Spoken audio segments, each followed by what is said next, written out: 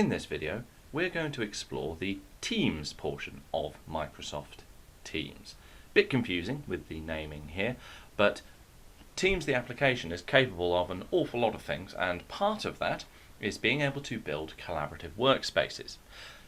Some of you may have used technologies such as SharePoint or OneDrive previously, and those are great places to store data to share with other people, but they do come with some limitations. OneDrive is owned by a single individual, which means that they are ultimately in control of who can have any level of access to the data stored within their OneDrive.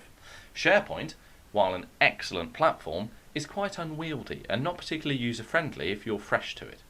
Teams looks to basically be kind of the Goldilocks effect, if you like, in that it's not too restrictive and not too difficult for us to use, but actually fits somewhere in the middle of that, where we have some control over the way that things work, but not to the level that we have within SharePoint, but it's much more open and user-friendly from an ownership point of view than OneDrive. So let's take a look at creating a team and then the structure of it, what we can actually get out of it. So within Microsoft Teams, the application, which I'm running here, on the left-hand side, we have Teams underneath Chat. What I'm going to do here is I'm going to click the button at the bottom to either join or create a team. And you can either create a brand new team, or you can use a code that you've been given by somebody else to join a private team that is not visible to you. Here, I'm going to create a new team, and I can choose to either build a team from scratch or to create it from an existing Office 365 group or team. So if you already have a group of people that you're using to email or to assign permissions to, you can create a team for that group effectively. I'm going to create a team from scratch though, and I'm given these three options. Note, you will only get the organisation-wide option if you are an administrator within your organisation. Otherwise, it'll just be the top two. Private teams are owned by people who are members of the team that have the designation as owners, and you can have as many owners as you like, it doesn't have to just be one person. But in order for somebody to join the team, they must be invited by an owner. So the owners ultimately have responsibility to maintain who is a member of a team, who gets to participate in the chats, conversations, who gets to see the content. A public team, anyone in the organisation can join, and you can basically opt in, so you don't need to be invited. Basically, if you had a project within your organisation that you were looking to have a space within which to store documents like quotes or invoices or plans or a set of tasks, then a private team would be an excellent thing to build in order to support that particular project. However, let's say you were responsible for organising the office Christmas party. In those cases, you've got data that isn't necessarily sensitive, but you want people to maybe volunteer to help out. In that case, public teams make the most sense. I'm going to create a private team here, and you have to give your team a name, and you can then put a description. I'm going to create a team here which is for a project, so I'm going to call it Project X, and the description is going to be a workspace for the members of Project X, something along those lines. And then I'm going to click Create. I get a nice thumbs up from the interface telling me that I've successfully managed to do that, and I then get to add members to my project, or to my team for Project X. I don't have to make a decision now. I can always invite more people later, or even boot out the people that I choose to invite now, but I am going to add a couple of people. So I'm actually going to invite Claire Adams and add Claire as a member of my team. When I do so, it will automatically make Claire, or whoever you invite, a member, but I do have the option to make Claire an owner if I wish to do so. Bit of a cautionary tale here. If you do make somebody an owner of your team, that means that they have as much ownership of it as you do as the initial creator. Just because you made the team, you're no more special than any of the other owners. That does mean that the other owners do have the ability to demote you and kick you out of the team that you created. So be careful with who you make an owner of your team. If you've got somebody that you think is likely to stage a mutiny, maybe leave them as a member instead. And in fact, that's what I'm going to do with Claire. I'm going to leave Claire as a member. Click close, and it will take me into my Project X team. Now, the structure of the team is that content is divided up into these things called channels.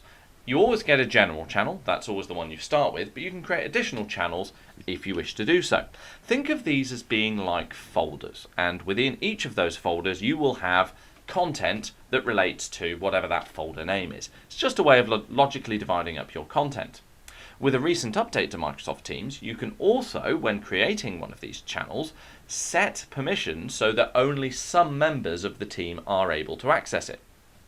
As an example, imagine you had a team for your accounts department and you had a channel which was going to contain conversations and information that related to payroll, but you also had people in your accounts team that were responsible for accounts payable or invoicing, and they don't need to see or don't have permission to see information relating to payroll. We could create a payroll channel and assign membership of that to only be the payroll members of accounts. This means that I don't need separate teams. I don't need to have, for example, an accounts team, a payroll team, an invoicing team. I can have one accounts team and then divide up the content into channels. Just makes it neater. Adding channels is as simple as using the three dots next to the team name and choosing to add a channel. Only owners can add channels by default, but you can set it so that members can add their own if you wish to do so. Typically, I prefer to keep it so that it's only the owners that can add these folders, add these channels in. So I'm going to add a channel here, which is going to relate to an upcoming meeting. So I'm going to call it April Meeting. Description, channel for our upcoming meeting. And I'm going to set the privacy. You can see I can either set it to standard, if you're a member of the team, you can see the channel, you can access it, or private, so I can then start refining it down further. If you don't have permission to see a channel within a team, it won't appear for you. So that's quite nice as well. You won't be showing people things they can't have. I'm going to keep mine as standard so that everybody can access it, and I'm going to automatically show it in everyone's channel list, so it will appear for everyone underneath where I've got general on the left hand side here. I click add, and easy as that, I've got two channels now, general and April Meeting. Each channel is then divided into tabs, and the tabs that you always get are posts, which acts like a sort of private Twitter feed, if you like, for that particular channel. In there, you have the ability to type messages, to reply to messages, to use social media type functionality like liking things or rating them.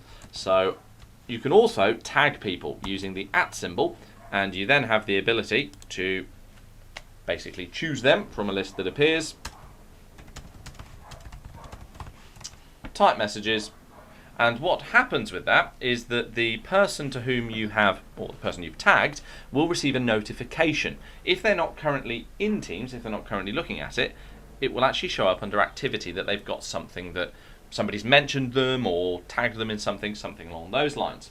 Just to demonstrate that to you, if I minimize Teams down, what I'm going to do is I'm actually going to get Claire to reply to my message there and tag me.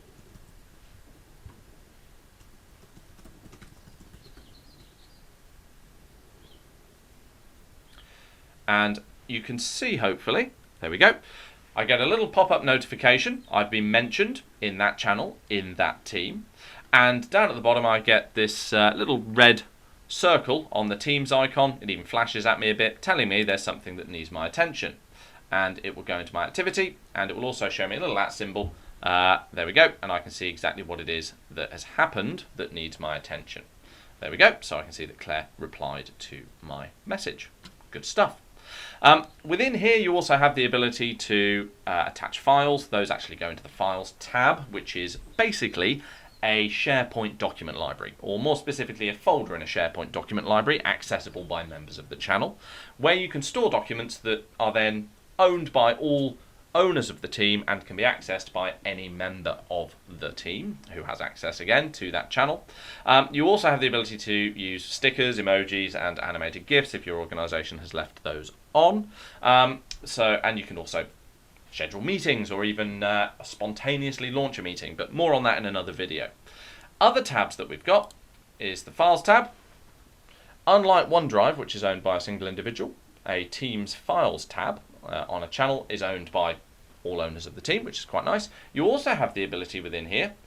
Now, for the most part, this works in the same way as OneDrive, so if you want more information on that, go and check out our OneDrive videos. But there is one difference, which is the ability to add cloud storage, which lets you add things like a SharePoint document library or a Google Drive. So, believe it or not, Microsoft also let you use other people's products in these tools, in order to show those files within Teams. So trying to make Teams basically a one-stop shop for all of your documents, all of your work. The other tab that you always get for free is the Wiki tab. And within here, basically, if you've used OneNote, it's structured in a similar way. You have a number of pages which contain sections, and the sections in those pages then contain data. The purpose of this is to allow you to store information that can be easily retrieved, basically to form a knowledge base. It can be edited by any member of the team, and it's just a really neat way of having sort of like a notebook that's shared between a number of people. It's not meant for publishing or for release or anything like that, but work in progress, it's actually incredibly helpful. So with my April meeting channel, for example, if we were looking at dates that would be ideal for that meeting, in the wiki, I could rename the page possible meeting dates,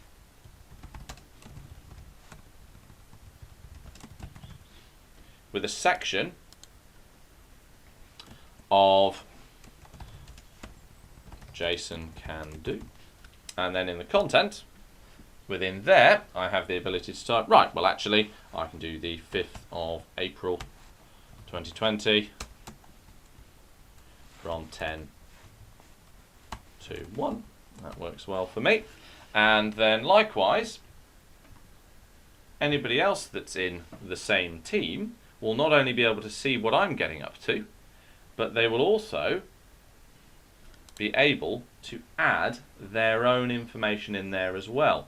So what I mean by that is, again, if I get Claire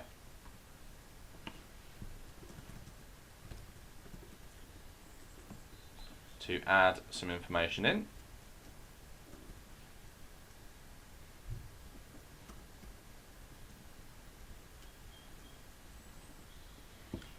what will happen is that, if I just navigate away from this a moment and come back in, you can now see it doesn't update in real time. This isn't like the simultaneous editing of documents, but the idea is that you can then see Claire's added her section into the same page. So we can start seeing this, as I say, as a knowledge base that gets built up over time. There are additional tabs that can be added in, things like Planner, or even linking into completely external products like Trello or even Twitter or external websites, but we will cover those in a future video, so watch this space for those.